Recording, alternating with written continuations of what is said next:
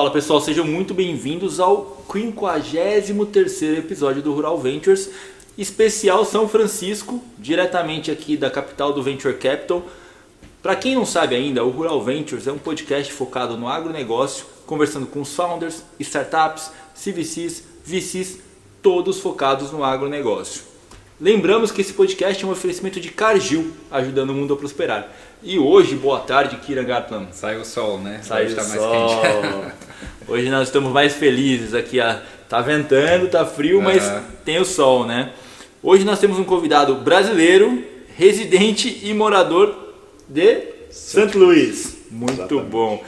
Carlos Hirsch, CRO da EIWA, ou seja, está trabalhando uma startup que acabou de finalizar um Series A. Muito obrigado pela sua participação aqui com a gente. Eu que agradeço. Obrigado, Rodrigues, pela oportunidade. Que isso. Nós que agradecemos aqui o seu tempo antes de apreciar um churrasco argentino aqui com a gente. E cara, antes da gente começar, Carlos, a gente sempre pergunta quem é o Carlos, né? Da onde veio o Carlos? Eu já sei que você é exalquiano, você tem um apelido, então qual que é o seu apelido pra gente falar para todo mundo? Exato.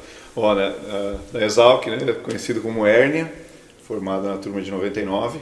Maravilha. Então já estamos na estrada aí, já tem um tempinho. Faz tempo, né? E quem que é o Carlos até chegar na EIWA, cara? O Carlos, antes da EIWA, carreira maior parte no agro. Fora 3 anos que eu saí um pouquinho do agro, fui para uma indústria mais de produtos de beleza e consumo, aqui nos Estados Unidos mesmo. Mas depois de formar na Exalc, carreira começou na época na Monsanto, lá em Uberlândia, produção de sementes, tanto na usina como no campo. E dali surgiu a oportunidade de vir para os Estados Unidos, na mesma área, produção de sementes. E continuei na Monsanto por quase 14 anos, saí de lá em 2014. Legal.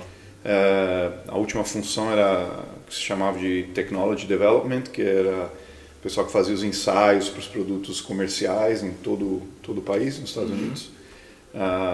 E depois dali foi quando eu fiz meu MBA na Washington University, em St. Louis mesmo. Fui tentar, né, sempre o pasto do vizinho é sempre mais bonito, então a gente tentou ver o que estava acontecendo lá em outra indústria por 3 anos, onde eu fui diretor de marketing dessa empresa, que é a maior empresa de white label de produtos dos Estados Unidos. E voltei para o agro, onde em St. Louis estava já começando a ter muito movimento, agtech, biotech, tanto de empresas como de investidores. E eu falei, de repente tem uma oportunidade de ficar aqui. E foi onde eu conheci na época o Tomás Penha, que hoje está no Yield Lab. Na época ele estava na S4, comecei a trabalhar com ele, foi a minha primeira experiência de startup. Legal. Onde eu ajudei eles a abrir operação aqui no Brasil. Infelizmente não deu continuidade à empresa, eu passei aí a trabalhar justo na época a Solinftech estava vindo para os Estados Unidos, eles se basearam em Indiana, eu continuei morando em St. Louis. Ajudei eles a estruturar a operação comercial aqui. E agora, há pouco mais de 1 ano e meio atrás, o pessoal da EIWA, que eu já conhecia, até através dos eventos de startups e tal, me ligaram, fizeram uma proposta. Estavam para lançar um produto novo, uma plataforma nova. Eu dei uma olhada antes e era muito em linha com o meu último trabalho que eu tinha feito na Monsanto.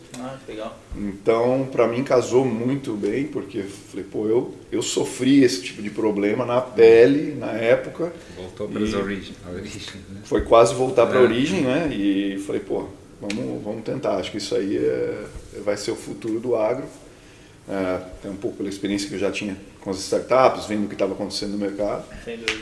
E estamos aqui, eu estou ajudando, sou líder comercial, também lidero a parte de marketing e Customer Success e operações a clientes. Legal. Nas geografias que a EIWA opera, né? Que é aqui nos Estados Unidos, Brasil, Argentina.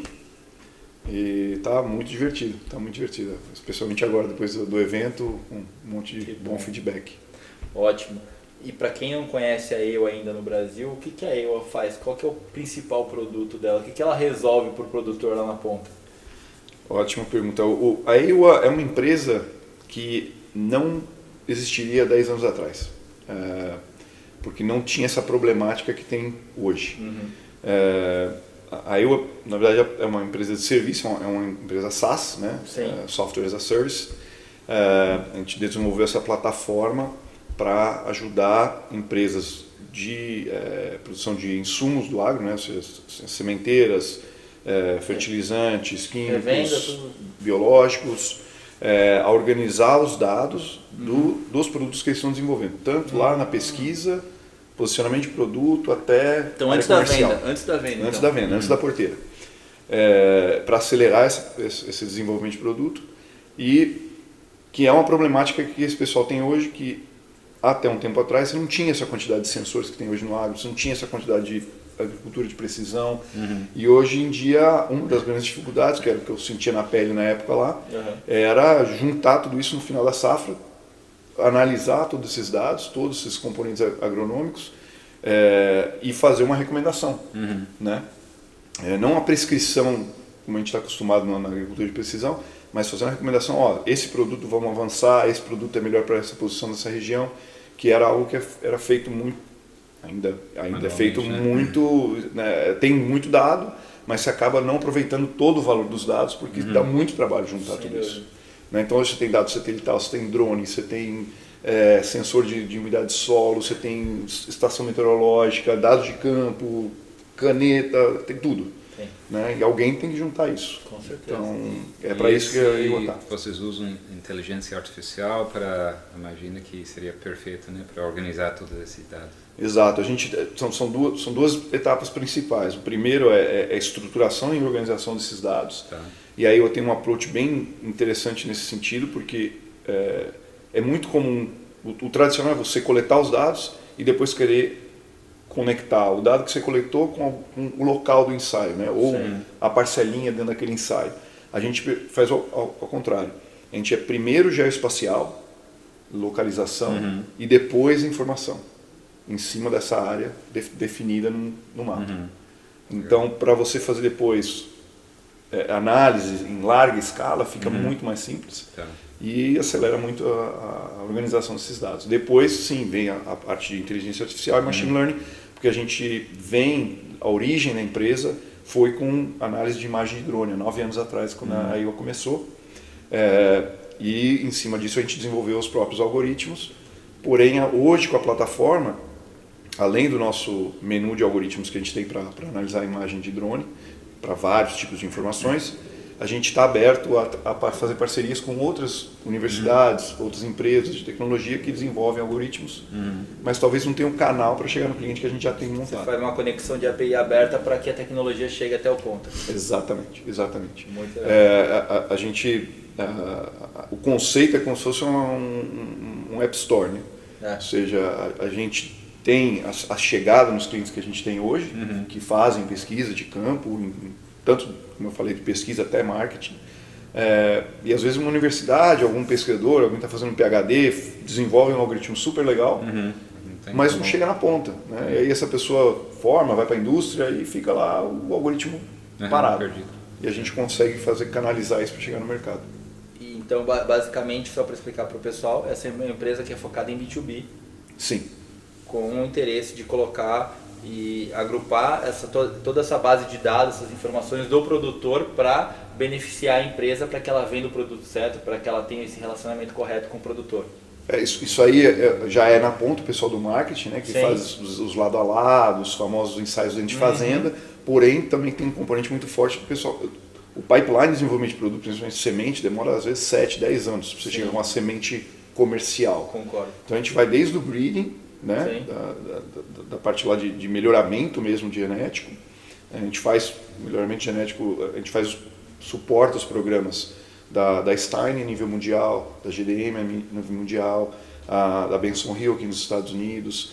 Esses são programas que a gente já vem trabalhando há anos, né? E agora a gente abriu para também, com uma plataforma agnóstica de cultivo, e muitos dos algoritmos que a gente também usa são agnósticos, dá para você usar, a gente está usando com melancia aqui nos Estados Unidos, com tomate, organização de dados, né? O problema maior é a gestão de toda essa informação. Então, é isso que é uma pergunta que eu ia fazer. Então, você é agnóstico em relação a cultivo. Você consegue atender todas as frentes de qualquer produto. Sim. E global. Global. A plataforma foi montada na AWS, né, na Amazon. Legal. Então a infraestrutura está lá, é uma infraestrutura que se chama de multi-tenant, que basicamente é como se fosse um hotel, onde você compartilha, né, a água, a luz, encanamento, tal. Essa infraestrutura todo mundo usa a mesma, porém o seu quarto você tem a chave. Então os dados do cliente são só dele. Né, o acesso àqueles dados é só do cliente, inclusive a gente também não usa... Chinese Wall fechado ali para dentro do cliente, né? Totalmente. Eu acho que esse problema é que nem o internet no começo, antes do Google, né, você tinha muita informação, mas era difícil usar, né, de alguma forma eficiente. No agro virou agora muito dado, mas ninguém sabia como aproveitar disso, e agora você está organizando que nem um Google para a pessoa, pelo menos, aproveitar de todos esses dados, né, de uma forma mais... Exato, e fica fácil de você fazer análise, você não fica aquela correria de fim de safra, de juntar dados, os dados já vêm entrando para a plataforma de forma estruturada, geolocalizada. Que acho que esse é o maior problema. Outras indústrias já passaram por essa transformação, né? A indústria financeira já fez isso, a indústria, né, médica já fez isso, porém o tipo de dado que eles utilizam é mais dado tabular. Nós do agro, a gente tem um problema que a gente tem um dado geoespacial. Sim. Além de todos os dados tabulares, tem que se conversar. Então a gente estrutura isso de uma forma muito simples, né? Óbvio, tem todo um trabalho por trás, mas para o usuário fica muito simples. O dashboard é simples, mas o trabalho por trás tem que ser complexo, né? Exatamente. E hoje, com quantos clientes vocês estão posicionados nos países, no Brasil, Argentina e Estados Unidos hoje? Então a gente está um pouco mais de 50 contas ativas, Legal. Né? Porém são contas corporativas, então Grandes, algumas são grandes contas, outras estão começando, principalmente essa plataforma, a Way of Vault, a gente lançou há pouco mais de um ano atrás. Legal. Então tem uma série de clientes novos, então ninguém entra com tudo em qualquer coisa nova. Botar o pezinho. Botando o pezinho esse primeiro ano, para agora a gente está começando a renovar esses contratos, né? Agora Legal. começa a safra aqui nos Estados Unidos, logo mais volta a safra no Brasil. Então a gente está agora dobrando o valor desses, às vezes maior, triplicando, quadruplicando o valor desses contratos.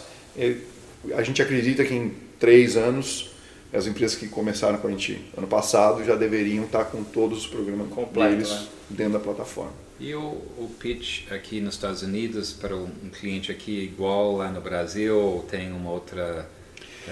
tem que mudar o discurso, né, dependendo do país que você está...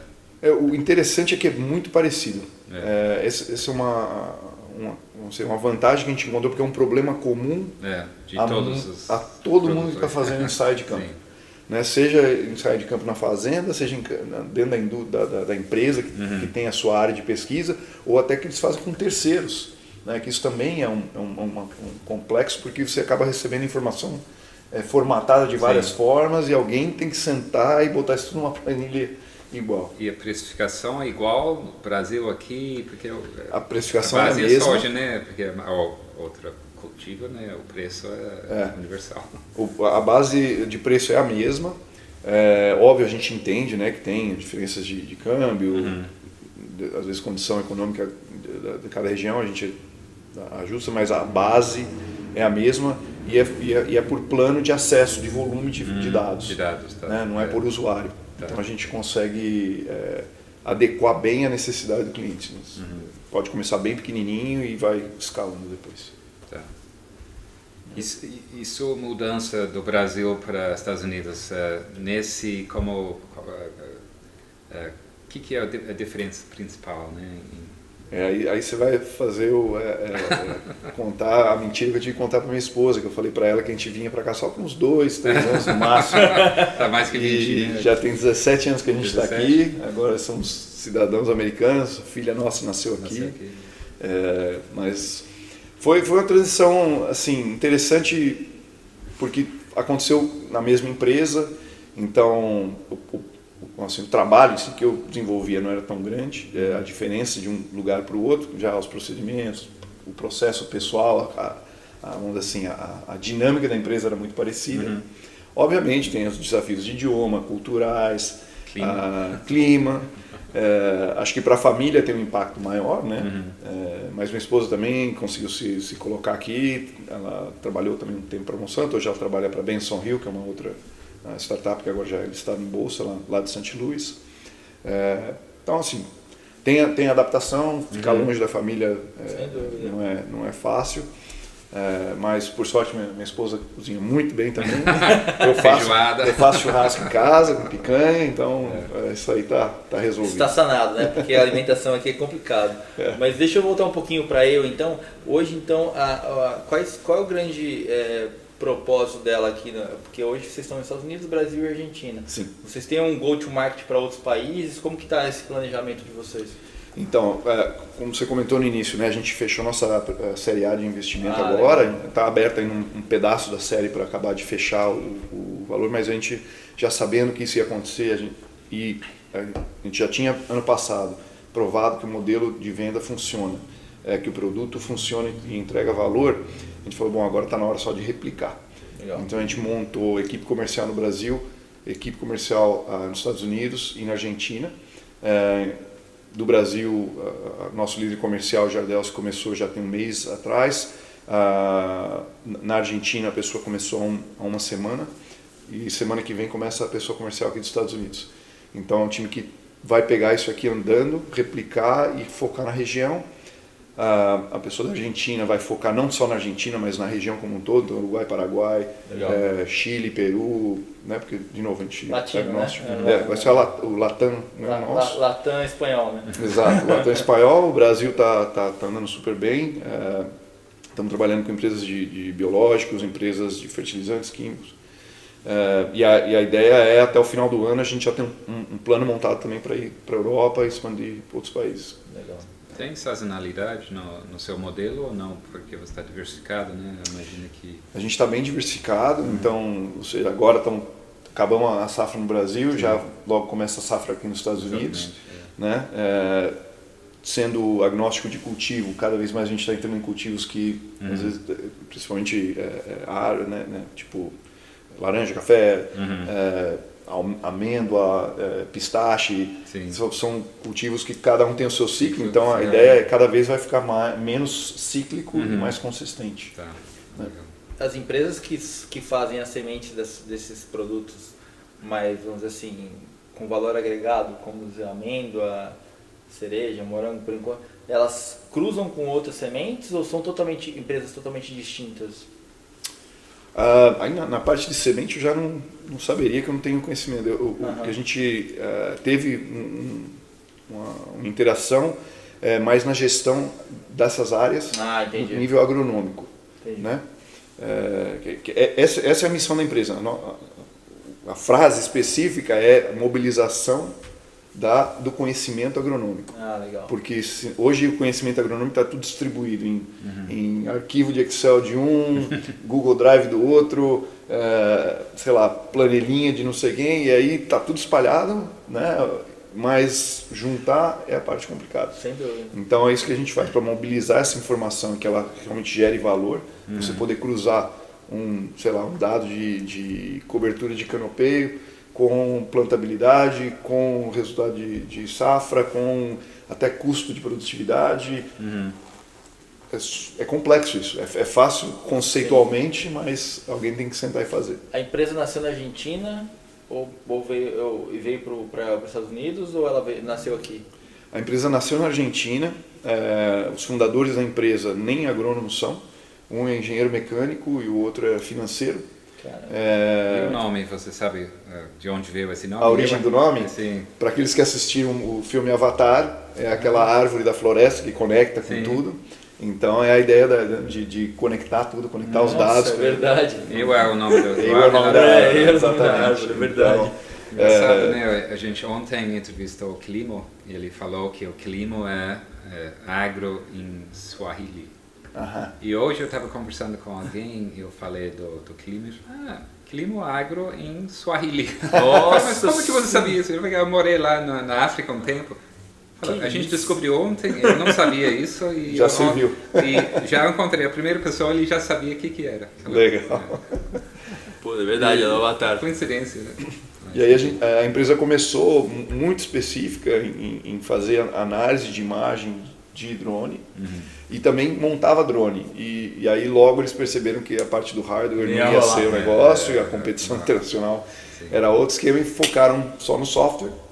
E a partir daí aí uma empresa só de software e deram a sorte de que acertaram o mercado, principalmente melhoramento genético de soja, e muitas empresas americanas usam a Argentina como contra-safra, né, para fazer dar o tombo na semente e acelerar o processo. Então, obviamente, alguns dos primeiros clientes que eles tiveram na Argentina já eram empresas aqui americanas. Consolidadas aqui. Assim que eles viram o valor da ferramenta, dos dados que eles estavam capturando, já veio para os Estados Unidos, e aí o Brasil já foi uma consequência, porque eles também operam no Brasil, GDM, Stein e outras, e Syngenta. Então, escalou muito rápido, coisa de 1 milhão de parcelinhas, 2 milhões de parcelinhas, 3 milhões. A gente fez ano passado quase 4 milhões de parcelas de processamento. Só para fazer a conta rápida, se você dividir isso pelo ano, você teria que estar processando 20 mil parcelas por dia. Nossa. Para poder entregar esses dados. E a gente entrega em 7 dias. Então, o volume de processamento fez com que aí eu desenvolvesse uma plataforma interna para fazer a gestão desses dados, que são dados muito críticos, né? Porque você está lidando com a genética de uma empresa específica que você não pode falhar, né? Você entregou um dado errado ali, você estraga o programa de melhoramento de alguém. Sim. Então, com base nisso, que a gente percebeu, também trabalhando com os pesquisadores e o agro em si, a gente percebeu que tinha essa necessidade de, não era só entregar aquela pecinha do quebra-cabeça, era o quebra-cabeça inteiro que tinha algum problema de como que eu junto todas as peças. E a nossa plataforma quase que fazia isso por si só. Falou, poxa, vamos fazer isso virar um produto, né? Vamos pôr uma cara, vamos pôr um UX, um UI para o pessoal poder utilizar com um usuário comum. E desenvolveu, isso demorou 1 ano e meio de desenvolvimento. O grande trabalho do Juan, que é o nosso CTO hoje, liderou todo esse trabalho. E lançamos a plataforma em novembro de 2021. Continuamos fazendo melhorias, a cada trimestre tem releases, né? Sim. Então, agora já próximo trimestre. Tecnologia sempre nunca tem, termina, né? Nunca termina. É só o update Então, da que aparece lá na Apple lá. Exato. Update. Exatamente. Pô, que legal, maravilha. E deixa eu te perguntar um pouco, como que é a concorrência dentro desse setor? Existe concorrência? Como que funciona? Ótima pergunta. Quando a gente começou, não sei se simplesmente por ingenuidade ou porque a gente estava muito focado no cliente, a gente praticamente não tinha concorrência. Tinha uma outra empresa que concorria com a gente, tinha várias empresas que concorriam com a gente na parte de imagens. Né? Fazer os voos de drone, fazer análise das imagens, tem muita empresa boa no mercado fazendo isso. Mas nessa parte de gestão de dados, organização de dados, geoespacial, com dado tabular, com análise, com analítica, com AI, não tinha ninguém. Fazendo a mesma escala que a gente fazia. Sim. E numa conversa que a gente estava tendo, começamos a ver a atração que estava pegando, a gente falou, gente, não vai demorar 1 ano. Vai ter umas 4, 5 empresas fazendo a mesma coisa. E, bom, vocês viram aqui no evento essa semana. Tinha 2, pelo menos, em exposição. Uma que mudou o pitch, mudaram o website, mudaram o nome da empresa, fizeram... Sério? Pivotaram na hora? Pivotaram mesmo. Uma outra que é uma empresa israelense. E tem mais 2 que a gente acredita que eles estão indo para esse caminho também. Então, assim, de novo, voltando ao que a gente conversou, que outras indústrias já passaram por esse processo. Né? Então você tem aquela camada da criação, da geração de dados, né? Que aí estão todos os sensores e toda essa parte de agricultura de precisão. Depois tem a parte de gestão, né? As ferramentas de gestão de fazenda, de dados, e agricultura de precisão, fazer prescrição. E a gente vem numa camada superior, onde a gente capta dados de todas essas fontes para poder facilitar, não só a gente, mas outras empresas que queiram fazer seus próprios algoritmos. Primeiro, você tem que ter dado bom, você tem que ter dado organizado. Se não tiver isso, você não faz AI. AI é só um sonho. Garbage out. Exatamente. Então essa é a nossa motivação, fazer o pessoal ter a capacidade de fazer isso em casa e no futuro próximo, além do EUA Vault, o nosso próximo produto vai ser o EUA Labs, que aí o pessoal vai poder fazer seus próprios algoritmos e testar eles dentro da plataforma. Você tem uma ideia do tamanho desse mercado mundial, assim? Porque como é agnóstico, é difícil você mensurar, né? Muito difícil e a gente acredita que não vai ficar só no foco que a gente tem hoje, que é o B2B de empresa de insumo. Entendi. Já a gente está tendo pedidos de empresas, grandes fazendas, né, grandes grupos de fazendas, porque eles têm esse problema de dados, de gestão de dados também. Sim, sem dúvida. Né, estão usando a agricultura de precisão já há anos, tem um monte de dado guardado. Falo, cara, o que eu faço com essa informação? Como é que eu cruzo tudo isso? Como é que eu cruzo isso com o meu RP? Consolido, né? Exato. Então a gente já está fazendo um projeto com algumas fazendas na Argentina. Legal. E depois, eu acredito, o mercado financeiro relacionado com o agro. Impacto, né? A parte de crédito de Seguro. carbono, tudo isso, eu acho que você tem, quando você tem dados, você pode... Dados de qualidade, né? Usar, Organizados, várias geolocalizados. É o que a indústria está precisando. Para dar o salto mesmo que a gente vem esperando. Cara, saindo um pouco do produto, Carlos, e indo um pouco mais para a gestão, tem algum desafio que vocês sofreram por conta de necessidade de contratação, que vocês viveram e vivenciaram nesses últimos anos aí, que você acha que é importante a gente passar essa experiência para frente? O maior desafio é montar a equipe. Montar a equipe. Isso aí também acho que é independente da indústria hoje em dia. Hoje estão tantas empresas mandando embora grande número de pessoas, né, principalmente na tecnologia. Isso ajuda vocês ou não? Tem que ser muito mais específico. A gente está nesse processo agora, estamos testando isso aí, vendo até as últimas contratações que a gente fez. Ou seja, nosso time de desenvolvimento está tudo na Argentina. Todo mundo trabalha remoto. A pandemia já estava trabalhando remoto uma boa parte da equipe, e aí o resto da equipe que ainda não trabalhava remoto, quando chegou a pandemia, acabou. Então toda a galera, todo mundo literalmente remoto. O que é bom e ruim, porque o que aconteceu é que tanto a Argentina, Brasil, tem muito talento desenvolvedor, né? E virou um mercado mundial. Ou seja, aquela, teoricamente, a vantagem de custo de ter alguém trabalhando, né, fora, aconteceu muita empresa aqui americana foi contratar pessoal lá. Então, pagando em dólar aí. Exato, então gerou pressão pra gente. Né? Eu falei hoje com um cara de uma startup da Alemanha. O cara me abordou e falou, pô, você é do Brasil, só tem o programador do Brasil. Os caras são muito criativos, os caras trabalham pra caramba. Brasil e Argentina super requisitados. Super requisitados. Então a gente está é uma competição global já. Acabou. Não essa tem competição barreira regional. Não tem barreira, né? Não era, bom, e aí você tem os problemas econômicos, né? Que a gente sabe que a Argentina está passando. Então você tem todos esses desafios. Do nosso lado, o que a gente fez? Um negócio bem legal, que quando eu entrei na empresa, eu falei, pô, o pessoal realmente pensou nisso, né? A gente faz todo o trimestre, a gente junta toda a galera por uma semana, que legal. Fazer o fechamento do trimestre, como correu o plano, né? Se a gente executou, não executou, como que a gente vai executar o próximo trimestre, mas também a gente usa isso como um momento para a galera se conhecer pessoalmente. Né? Gerar interação, né? Exato, colaboração e equipe, né? A cultura está ali, né? Tá aí. Então, independente se você está todo mundo no escritório ou não, ali a gente, óbvio, a gente vai ter, quando assistir hoje, somos quase 40, até o final do ano a gente deve ser 50, aí vai começar, vamos ver como que a gente vai fazer essa gestão, mas por enquanto tem dado muito resultado, e a gente acredita que uma boa parte de como a gente leva a cultura da empresa que tem ajudado a gente a contratar os talentos que a gente precisa. Cara, a XP juntava 2.500 quando eu trabalhava lá. Era muita gente, cara. Era muita gente. Mas é muito legal. É muito legal. Isso é que cria a cultura da empresa, que faz com que a pessoa trabalhe mais, entregue mais, participe do negócio, porque é a construção, né, cara? Exato. Tem que construir. Qual a língua comum nesses encontros? Isso foi um ponto importante, né? A gente agora mais e mais estamos pivotando para o inglês, né? Esse foi um outro ponto legal. Quando eu entrei na empresa, eu questionei o Juan, que é o nosso CTO, no início. Falei, como que está toda a sua documentação de IT? Né? Como que você vem desenvolver tudo em inglês? Já começaram assim.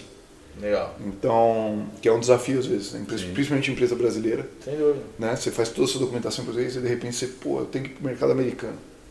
Se você quiser contratar desenvolvedor aqui ou fora, ou trazer, fica mais complexo. Esse é o ponto do Brasil, né? O brasileiro faz a programação para dentro, porque o mercado é tão grande que ele não olha para fora. O argentino já olha para fora, começa a fazer tudo para fora. E então o primeiro país que ele olha é para os Estados Unidos, né? Tem muitas. A gente comentou um pouquinho de St. Louis, né? Eu vejo muito esse fluxo de startups, né, do agro principalmente. Sim. É um portal muito bom para acessar o meio oeste americano. Então, você está trabalhando com milho, soja e algodão. É um canal. E tem outros hubs interessantes também no Midwest. E você vê muita empresa argentina acessando esse canal. E empresas americanas querendo acessar o Brasil e não consegue e também a Argentina, né? Então esse vai e volta é interessante. Esse ponto é interessante. Eu sempre achei que os argentinos foram para os Estados Unidos e pularem Brasil por medo de entrar no Brasil, mas se descobri que não, é porque eles querem acessar os Estados Unidos, porque a valuation e a validação do startup é maior se você se prova aqui nos Estados Unidos. O Brasil pode ir depois dos Estados Unidos, que aí você tem mais validação e um valuation maior, né? Se você vai para o Brasil, é muito trabalho e pouco em termos de valuation. Pouco dinheiro. Não, tem cliente, mas não é fácil e aqui nos Estados Unidos, às vezes, você entra e tem muito dinheiro para investir, então a valuation é maior. E uma vez que você prova aqui, você está validado, né? Eu queria perguntar um negócio para o Carlos, que ele está aqui nos Estados Unidos, está no ecossistema de St. Louis, conhece tudo. Porque assim, a gente olha para o mercado americano, por mais que ele seja um grande produtor de grãos ou de commodities em geral, as startups aqui não são tão relevantes quanto as outras da Argentina, do próprio Brasil, né? Assim, você não vê a AgTech se destacando aqui tem outra oportunidade, aqui tem outros setores que talvez são mais atraentes. Então, talvez tenha o problema de atrair talento, né? Pode ser, exatamente. Falta de mão de obra. O agro né? no Brasil é atraente ainda. Não é que nem aqui, talvez ninguém quer. Não é tão sexy, né? Tem isso. Eu acho que também na contrapartida do Brasil e Argentina, para o lado, quando você olha dentro da fazenda, né? Dentro da porteira, porque as agri-fintechs estão indo bem lá. E aqui praticamente você não vê. Porque aqui você tem um sistema, né, de seguro agrícola super subsidiado. Não tem dores, né? O risco do fazendeiro aqui é muito menor que o risco do fazendeiro lá. Então, se eu sou um fazendeiro no Brasil e na Argentina, e eu sei que eu estou arriscando todo ano a fazenda, e eu tenho uma opção de testar uma tecnologia que vai reduzir meu custo, vai reduzir meu risco, vai, né? Eu testo. Faz sentido. Eu vou atrás disso aí. Se eu melhorar 20% já está ótimo, na verdade. Aqui não, aqui o cara não tem risco, né? Aqui é renda fixa, né? Uma safra, ele não tem como crescer, então não precisa de capital que nem lá. Se você está indo bem, você quer crescer. É muito mais capital intensivo, porque 2, 3 safras, muito mais pressão de praga, de doença. A gente acredita que vai mudar, vai acelerar a chegada de produto para o campo. Né, o cruzamento de informação e conhecimento. Qualidade do dado vai ajudar muito. Do dado. Esse é um feedback que a gente tem dos primeiros clientes nossos de melhoramento genético. Falou para a gente, eu tenho uma equipe com melhoristas em todas as minhas localidades. Pode ser que, é quase certeza que os meus melhoristas são melhores que os seus dados, a sua ferramenta.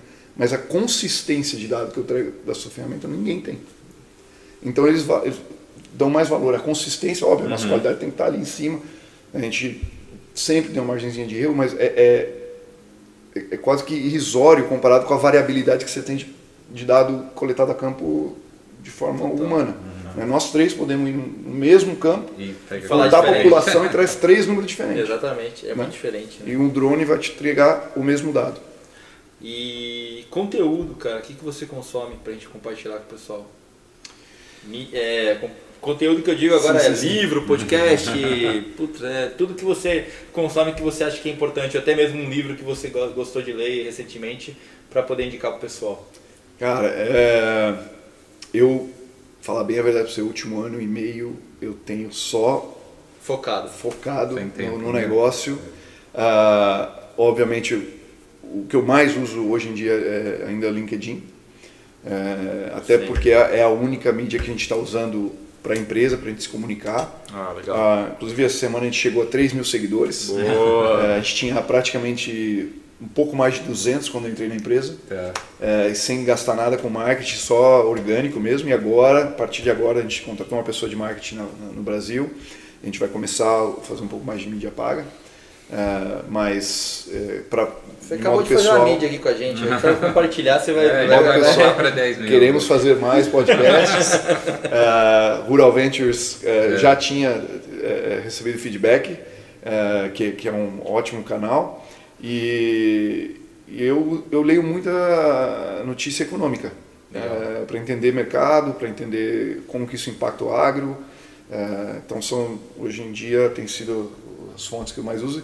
E o network, cara. O network aqui, Brasil, é muito legal ver essa evolução. Eu formei há mais de 20 anos atrás, então o pessoal com quem eu formei hoje, eles estão em posições de liderança de WhatsApp, né? de várias empresas, grupos de WhatsApp, e é o pessoal que hoje toma decisão nas empresas. Então, por aí eu me alimento de muita informação, e até pelo fato que a gente é agnóstico, eu falo praticamente com a indústria. Consome todo mundo, né? Chegamos ao final, Carlos. Passou rápido. Obrigado, Rodrigo. Agradeço. Obrigado por conversar com a gente aqui. Obrigado, contar um pouco também da sua história aí. Pessoal, muito obrigado por participar mais uma vez desse nosso humilde podcast diretamente de São Francisco. Espero que ano que vem a gente consiga fazer novamente. Ou em junho, né? A gente vai fazer direto de São Paulo. Exatamente. Diretamente de São Paulo, do World AgriTech Summit em São Paulo. Gostaria de agradecer aos nossos ouvintes e amigos e peço que nos sigam no rural.ventures e também siga na plataforma de podcast preferida que você quiser escutar a gente, ou também no YouTube, e toda quinta-feira às 7h45 da manhã na bmc.news. Obrigado, Kiran, obrigado, Carlos. Vamos embora.